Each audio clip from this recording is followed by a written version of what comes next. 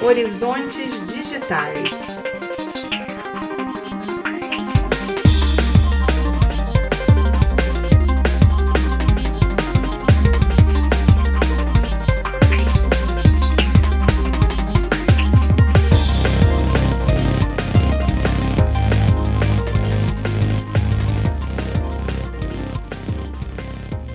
Olá, bom dia, boa tarde, boa noite. Este é o episódio número 14 do podcast Horizontes Digitais, organizado pelo campus São João de Meriti do Instituto Federal do Rio de Janeiro. Nós procuramos trazer sempre discussões interessantes relacionadas ao universo das tecnologias, analisando seus impactos na vida das pessoas e na sociedade como um todo. Eu sou o professor Gilvan Vilarim e, juntamente com o professor Alberto Alvadia, vamos conversar hoje sobre o filme Matrix, um clássico do cinema da ficção científica, o filme queridinho de muita gente que gosta da área da tecnologia. Oi, Alberto, tudo bem? Como vai? Olá a todas e todos, é um prazer estar com vocês novamente para a gravação de mais um episódio de Horizontes Digitais. Beleza. Pessoal, hoje nós temos também como convidado o professor Silmar Castro. Oi, Silmar, tudo bem? Prazer em ter você aqui com a gente hoje. Tudo jóia, é um prazer estar falando de um filme que a gente gosta tanto e que tem tanta coisa boa para a gente poder explorar. Gente, o Silmar é professor de informática no Instituto Federal do Rio de Janeiro, colega nosso no campus Pinheiral. Ele tem doutorado e mestrado em ciências pela Fiocruz e leciona no curso de licenciatura em computação e também no curso técnico de informática no campus Pinheiral. Bom, e por que a gente escolheu convidar o Silmar para hoje? É porque o Silmar, pessoal, é o nosso especialista, digamos assim, nos filmes da trilogia Matrix. O Silmar utilizou os filmes na sua pesquisa, tanto no mestrado como no doutorado. E eram pesquisas envolvendo o cinema de ficção científica em propostas educativas. Então, hoje a gente vai conversar especificamente sobre o Matrix 1, o primeiro filme da trilogia, e nós estamos gravando esse episódio justamente no momento em que está em cartaz um quarto filme do universo do Matrix. Então, mais recentemente, voltaram à baila muitas discussões sobre a trilogia original. Eu vou fazer um resumão do filme para quem nunca viu. Vou evitar dar spoilers, mas em alguns casos isso vai ser um pouco inevitável. Bem, o Matrix é um filme de 1999, dirigido pelos irmãos Wachowski, e ele conta a história de um programador de computador chamado Thomas. De dia, o Thomas trabalha em uma empresa de informática, mas de noite ele é um hacker, e aí ele invade sistemas e usa como codinome a palavra Neo. Até que um dia ele conhece algumas pessoas que mostram ao Thomas que o mundo em que ele vive, o mundo de 1999, é, na verdade, uma simulação criada em computador, um mundo virtual, uma inteligência artificial chamada de Matrix, com milhões e milhões de pessoas conectadas sem que elas percebam isso. E que o mundo verdadeiro está acontecendo na realidade daqui a quase 200 anos, onde as máquinas dominaram a humanidade. Essas máquinas usam o corpo das pessoas apenas para gerar bioeletricidade para elas. As pessoas são apenas cultivadas em casulos. E isso gera energia para as máquinas e as pessoas ficam mentalmente hibernadas na Matrix. Bom, o deslocamento na história acontece porque, para esse grupo de pessoas que fazem contato com o Neo, que já são pessoas libertadas da Matrix, ele seria um predestinado, ou seja, alguém especial que pode libertar a humanidade dessa escravidão das máquinas. Assim, tem muita coisa legal que gera discussões sobre esse filme, e a gente pegou algumas partes para conversar hoje com o Silmar. Hoje nós vamos ter a parte 1 da conversa, nesse episódio do podcast, e no próximo episódio a gente faz uma parte 2 também com o Silmar. Alberto, eu sei que você tem uma pergunta inicial para o Silmar, pode falar, à vontade. Obrigado aí pela introdução, Gilvan, muito importante, né, para a gente entender o contexto da obra que a gente vai tratar hoje. E realmente, né, o filme suscita muitas questões, né, e há muitas entradas possíveis para abordar essa obra. É uma perspectiva bastante direta, né, aquela que relaciona o filme com o famoso mito da caverna de Platão, né, presente no livro 7, que é uma das obras mais conhecidas, A República. Em poucas palavras, né, essa obra ela apresenta um diálogo entre Sócrates e Glauco, acerca de indivíduos escravizados que se encontram no fundo de uma caverna e têm acesso apenas a projeções nas paredes daquilo que acontece no ambiente externo, né, a essa caverna, isto é, o mundo. Certo dia, um dos escravizados vai até a saída da caverna e passa a experienciar diretamente as coisas para além daquelas projeções das coisas. Isso é, como as coisas são de fato. E aí, Silmar, a questão que eu teria para você de início é a seguinte: em que medida, né, você considera que a tecnologia ou a informática, à medida que encurta distâncias e aproxima as pessoas, né, os usuários dos fenômenos, ela serve de instrumento para que as pessoas possam ampliar seus conhecimentos e aumentar qualitativamente o nível da vida em sociedade, né, de forma mais consciente e mais participativa? Bem, primeiro é um grande prazer agradecer aí o convite de estar nesse papo, que é muito interessante, de um filme que, como o Gilvan bem falou, é o queridinho de muitos que são da área de tecnologia. O Matrix é uma obra que permite esses diversos focos, diversas abordagens, e a gente vai tentar tratar alguns aspectos aqui, né? A partir dessa sua fala inicial, né, sobre o mito da caverna de Platão, antes de eu entrar na resposta específica, vale a pena ressaltar que a importância do filme trouxe, inclusive, para um livro que é muito utilizado em ensino médio, ensino superior, de filosofia, da Marilena Chauí, chamado Convite à Filosofia, né? Ela abre, né, o primeiro capítulo exatamente para falar do conceito de realidade, falar sobre o mito da caverna. Ela usa a cena do próprio Matrix, né? Isso é muito interessante quando a cultura pop, quando o cinema de ficção científica começa a ganhar esse tipo de espaço e de aceitação, né? Ampliando aí essas fronteiras e trazendo essa discussão para todos. Então, acho que isso é muito positivo. A pergunta em si, né, da possibilidade da tecnologia como um elemento que vai potencializar o compartilhamento das informações, a produção de saberes, né, ela está muito relacionada a uma visão de mundo mais conectado, né? Tem um autor que eu gosto muito, acho que ele tem uma reflexão muito profunda, que é o Pierre Levy, que ele trabalha muito essa filosofia das tecnologias, né? E é muito importante a abordagem que ele traz para o entendimento das tecnologias. Que no Brasil, ele publicou na década de 90, diria 3 livros que fazem uma trilogia para a gente entender melhor essa tecnologia que hoje está presente nas nossas vidas, no lazer, no trabalho, no modo como a gente se relaciona com as pessoas. Então, o Pierre Levy ele fala muito que a tecnologia em si, ela, por definição, ela não é nem boa, nem má e nem neutra, né? Pegando uma parte aí do livro dele, As Tecnologias da Inteligência. Porque depende muito da forma como ela é utilizada, né? E muitas das vezes o Levy ele é criticado porque ele tem uma visão muito otimista, né?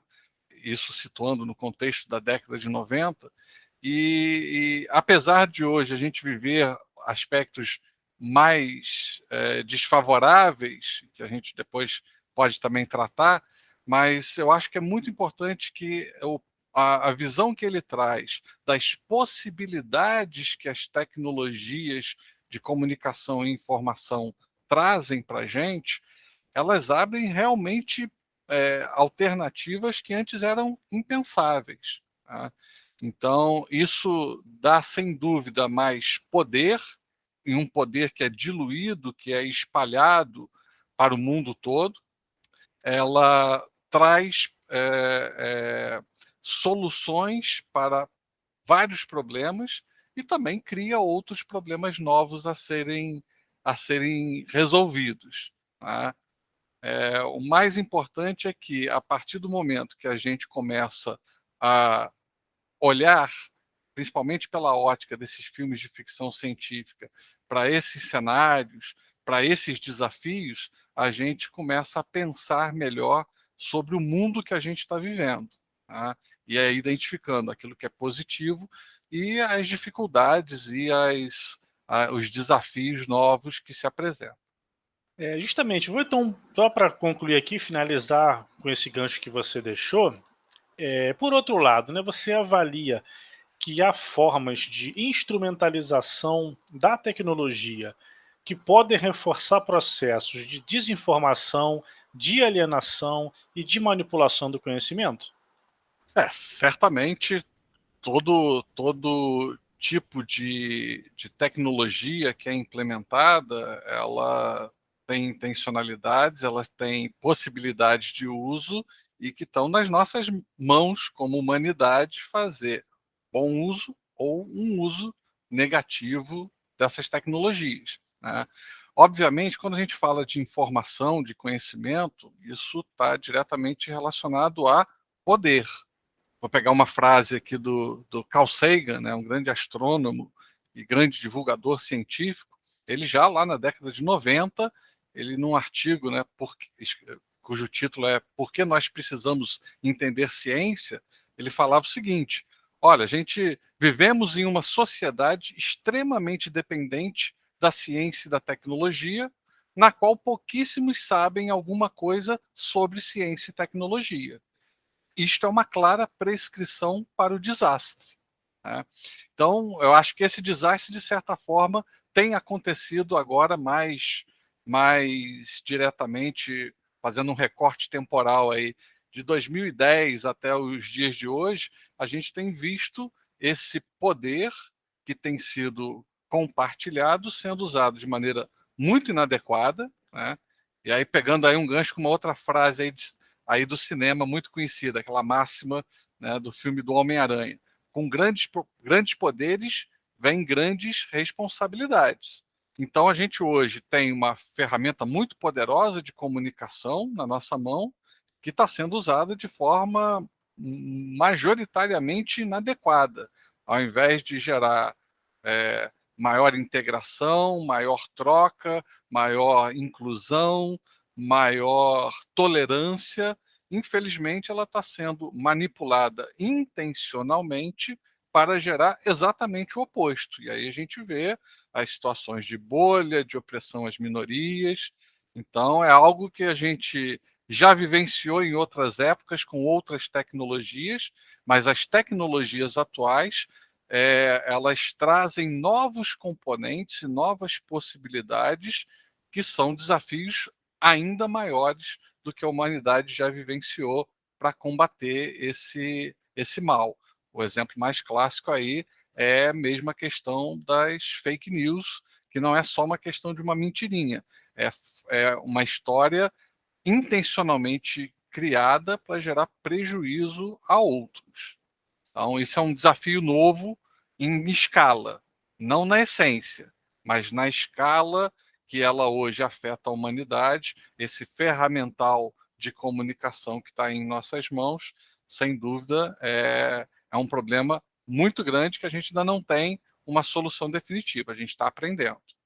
Agora, Silmar, aproveitando essa questão que o Alberto levantou e que você também já tocou no assunto, a gente fala muito nessa discussão de alienação, desinformação. Você citou agora o caso das fake news, né? Foi até um tema nosso num episódio anterior aqui do podcast.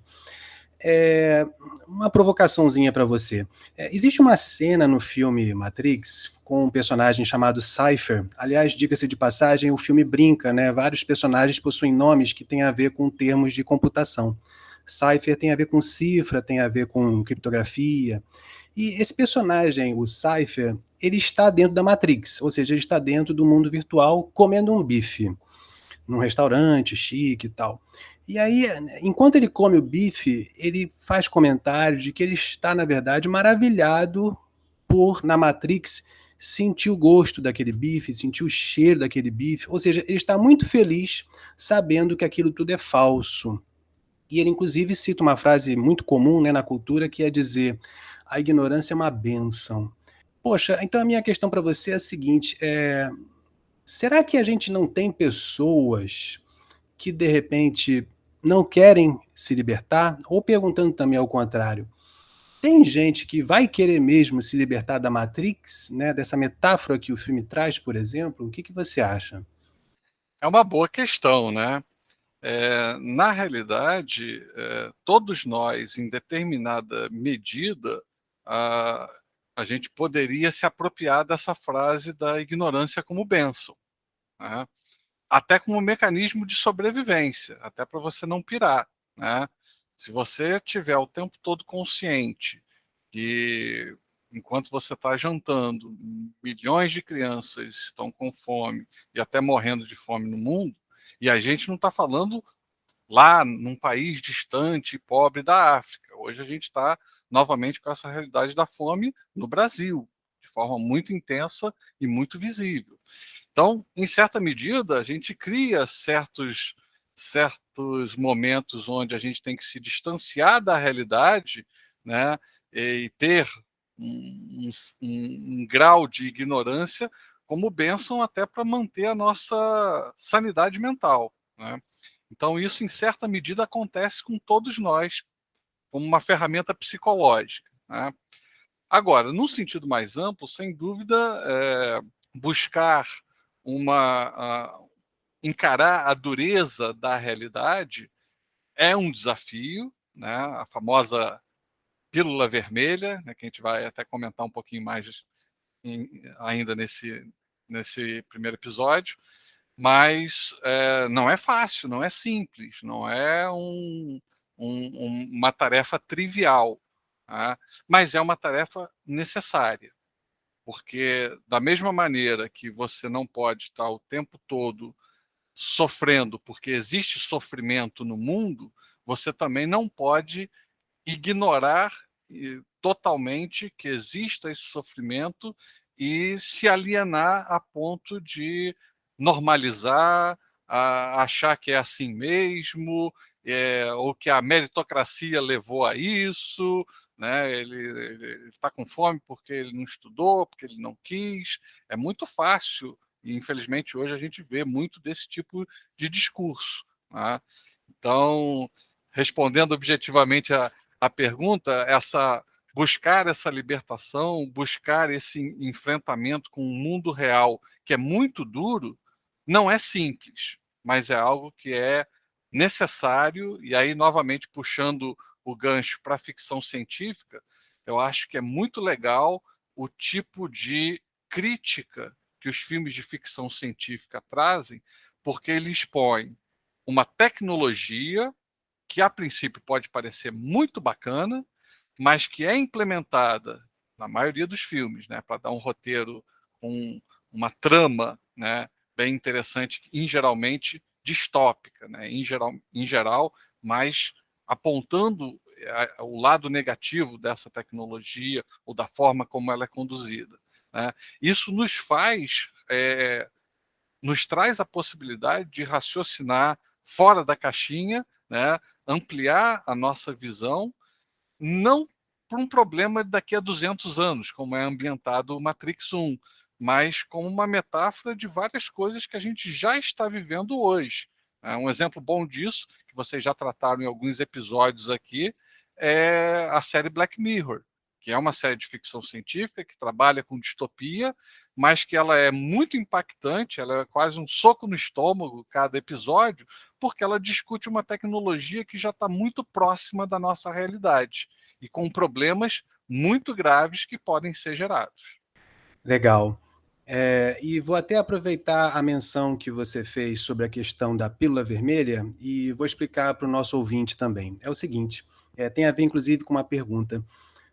Existe uma cena no filme muito famosa e que também entrou para o universo da cultura pop pela metáfora que ela cria.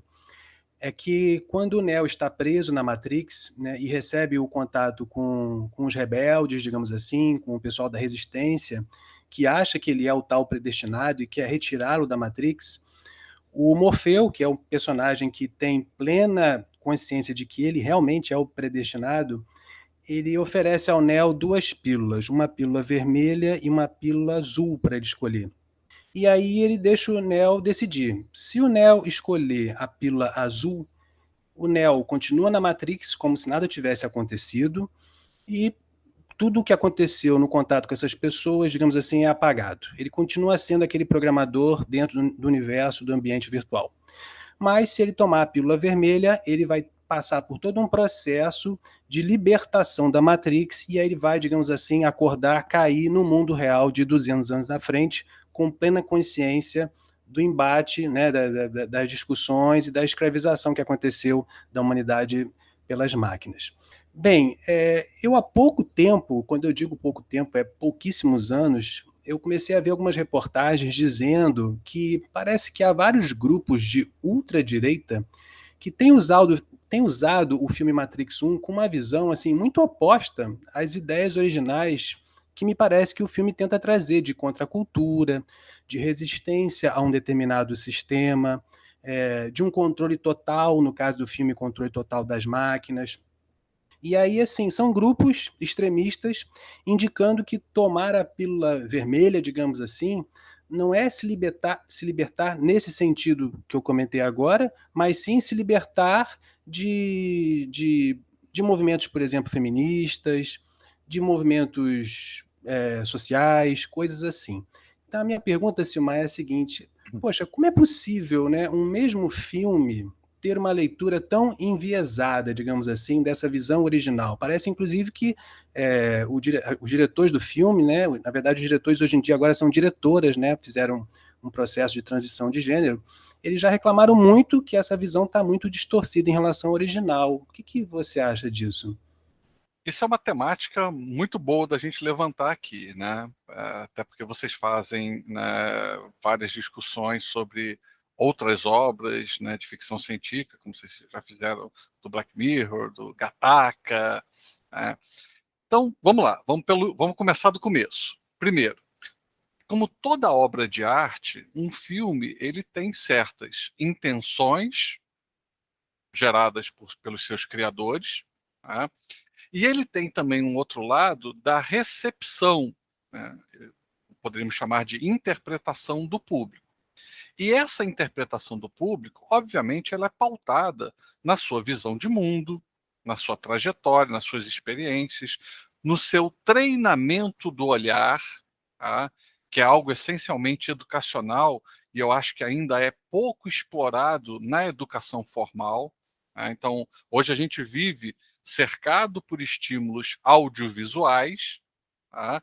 Mas a gente, assim como um processo de alfabetização, que a gente tem que aprender a ler, a escrever, a extrair sentido de um texto, a gente também precisa ter essa gramática visual, né? E particularmente nos filmes a gente exerce bastante, mas em qualquer produto de audiovisual é importante a gente ter esse tipo de interpretação, tá? Então, um filme ele pode ser percebido de diversas formas e despertar diferentes interpretações em cada pessoa. Mas isso não significa que ele pode ser interpretado de qualquer maneira ou significar qualquer coisa. Então, existem limites, e esses limites são dados pela própria obra de arte, né, que não dá para você fugir tanto assim. Então, só para ilustrar um pouco disso que eu falei, da percepção dos criadores, do próprio intérprete, né?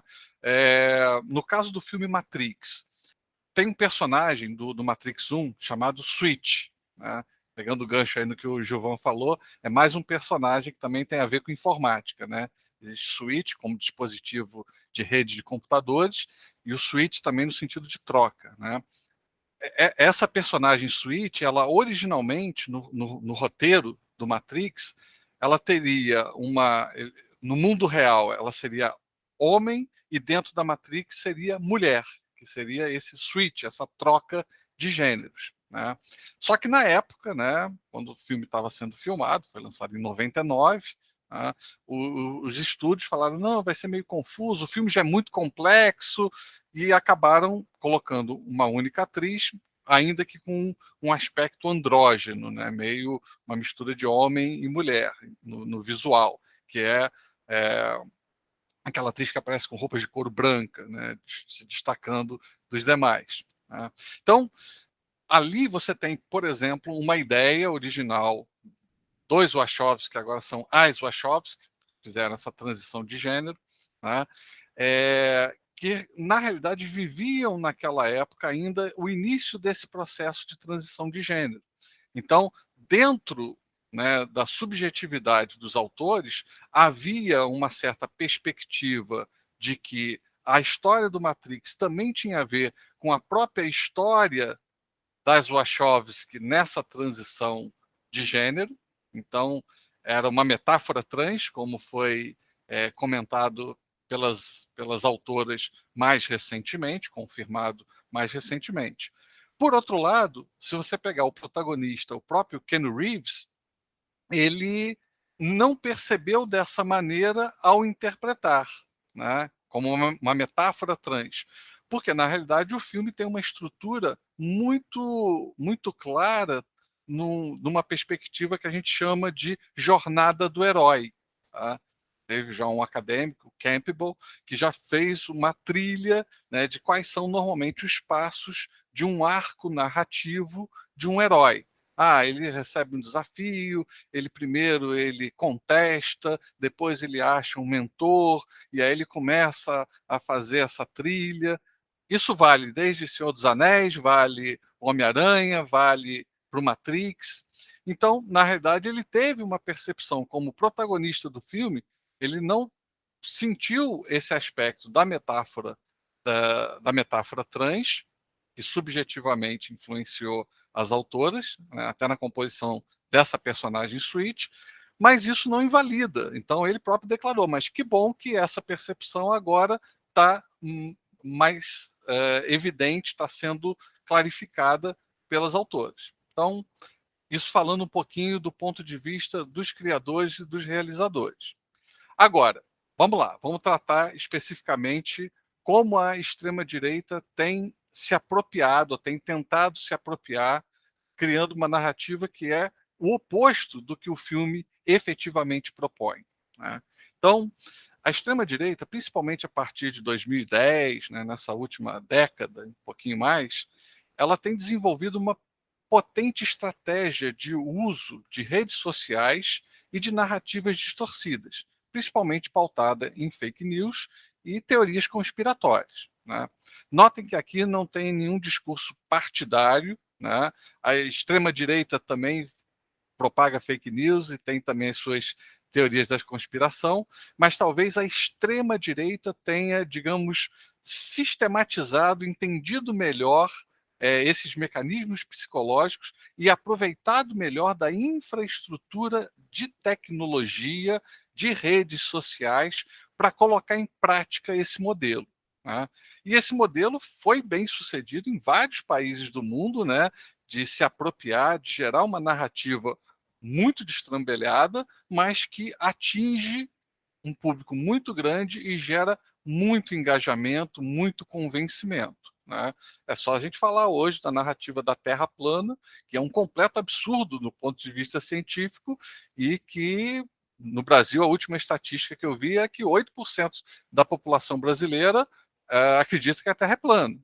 Se for feita essa estatística nos Estados Unidos, o percentual provavelmente é ainda maior. Né? Então, se você consegue gerar um entendimento completamente anti-ciência, que já foi comprovado há muito tempo. Quando eu falo muito tempo, eu estou falando não de décadas, nem de séculos. É muito anterior essa constatação que a Terra não é plana. Né?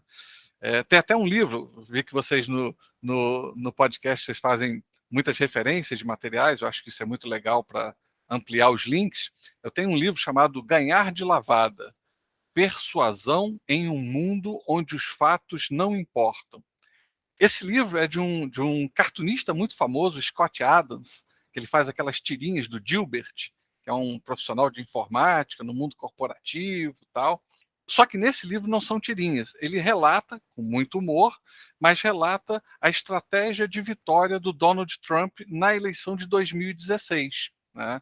E como o nome diz, ele fala, olha, ele está expondo como que você convence pessoas, né, considerando que os fatos não importam. O que importam é a história, é a conspiração, é a fake news que você embute dentro daquela bolha que você cria, né? Então, assim, essa apropriação da extrema-direita, colocando que a pílula vermelha, já ouvi isso também, a pílula vermelha, tomar a pílula vermelha é entender que existe uma grande conspiração mundial da indústria farmacêutica para induzir que o mundo inteiro tome vacina, e a grande verdade é que as vacinas não servem para nada e o coronavírus não existe. Então você precisa tomar a pílula vermelha para descobrir essa verdade secreta.